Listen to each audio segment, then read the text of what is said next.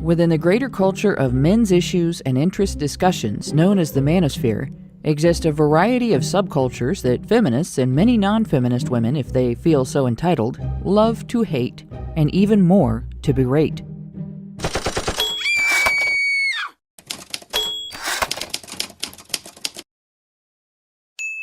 HBR Talk with Hannah Wallen.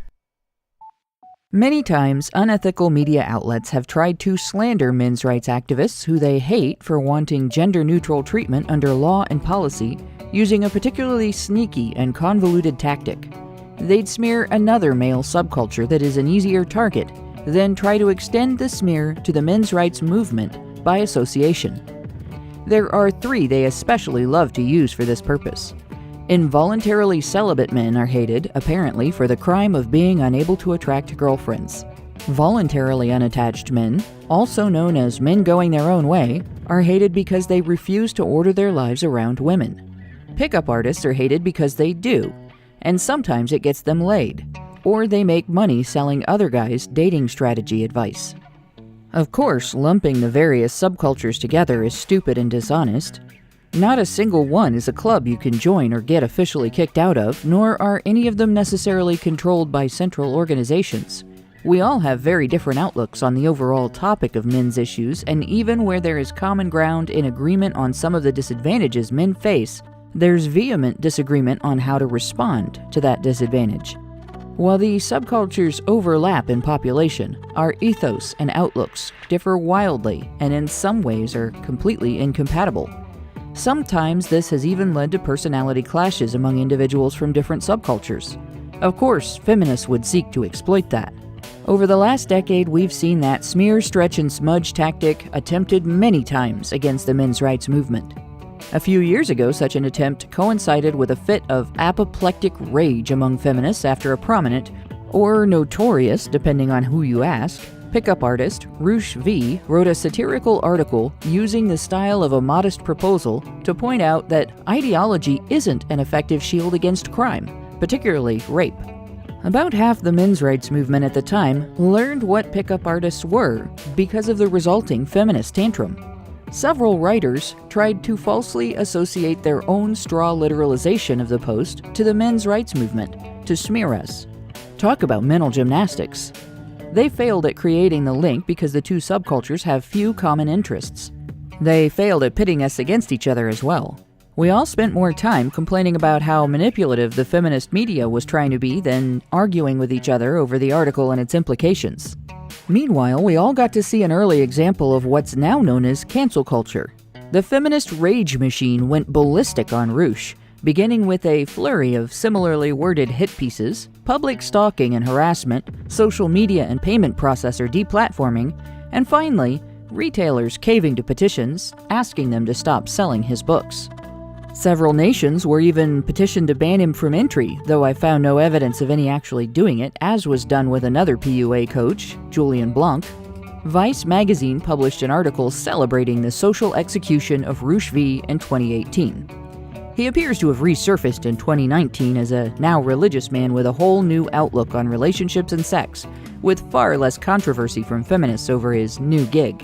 Or at least, now that he's a traditionalist man, they're not writing articles complaining about him anymore. But of course, that's not the only freakout feminists have had over the pickup artist phenomenon. You don't have to write a satirical article about how female agency can improve female safety to get under the skin of women's advocates. You just have to have a reputation for helping men find women who will take an interest in them.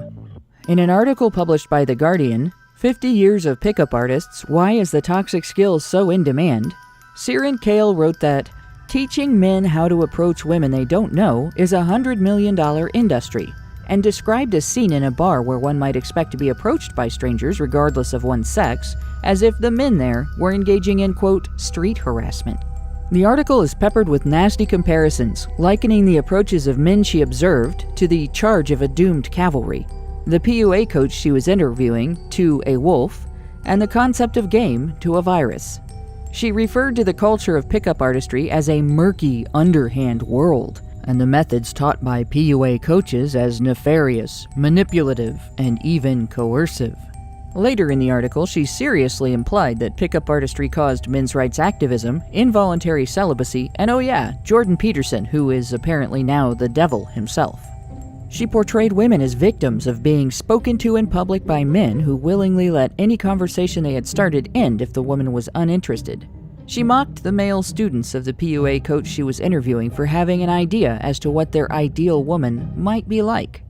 Guys, according to this writer, you don't have to be crude or threatening to be considered a pest. Just greeting women in public places and making small talk is enough. To bolster this hyperbole, she quoted feminist professor Bianca Feilbaum of the University of Melbourne, who she describes as an expert in gendered street harassment. This behavior has a profoundly negative effect on women. It's often excused as flirting or seen as good-natured. And on the individual level, I can understand why you might think that someone came and spoke to you in the street. What's the big deal? But for many women, these aren't one-off experiences, but are repeated constantly, often from childhood. They add up, she sighs. I don't think men live with this experience of being intruded upon and having people feel entitled to your time. Yeah, she really said that. She appears to have been serious.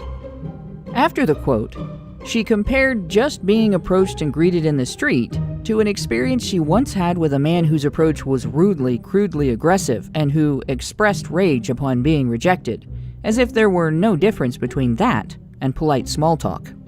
That article could be summarized by the statement that men should never, under any circumstances, ever speak to a woman before the woman invites them to do so. The message is obvious. Men who ascribe to women a sense of personal agency are bad, and anyone interested in garnering the attention of the opposite sex, particularly if that interest is guided by any kind of standards as to whose attention you're interested in, is a predator. Right? With that in mind, this week, HBR Talk will be looking at another Guardian article, Sales Funnels and High-Value Men, The Rise of Strategic Dating by Katie Cunningham. This article is not about the apparently horrifying and feminist disapproved world of dating strategies men teach to other men, but about dating strategies women teach to other women, which are obviously wholesome, totally unimpeachable, and completely unlike pickup artistry. There's nothing wrong with a woman looking for her ideal man, right? So, we should find nothing but wise, honorable advice in the article and the forum the writer references, don't you think? You can tune in to the live stream to find out, or find other viewing and listening options for that time or later on HoneyBadgerBrigade.com.